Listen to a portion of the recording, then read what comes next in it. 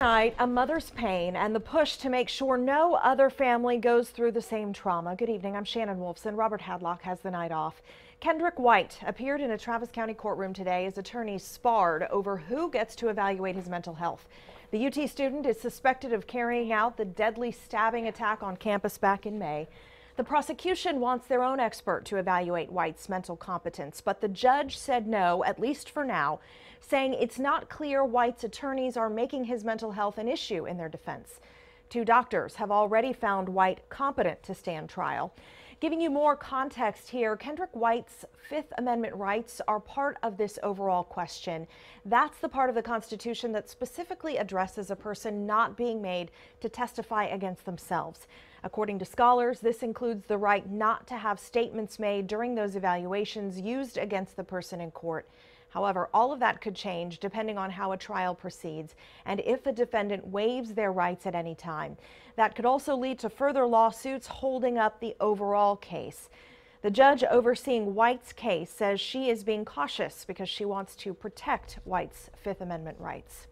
Sitting in the courtroom today was Lori Brown. She is the mother of Harrison Brown, who was killed in that stabbing attack. Brown's mother tells KXAN's Alyssa Gord how she is coping with her grief by trying to give a voice to the son she lost. Harrison Irwin Brown. It's his monogram.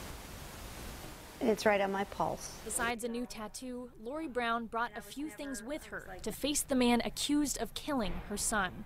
A painting from her neighbors, a pin from Harrison's a cappella group, and a list of his life goals she found in the blood-stained backpack he was wearing when he died. A sweet little freshman that was just minding his own business and loving life and was so proud and happy to be where he was.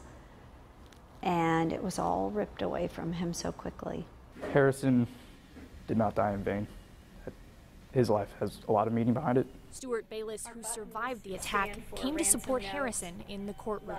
But unlike Bayless, Harrison won't return to campus. I was watching the first home football game, and I was watching all of the students in the stands, and I thought, wow, Harrison's not there. The university Harrison loved so much helped fundraise money in his honor.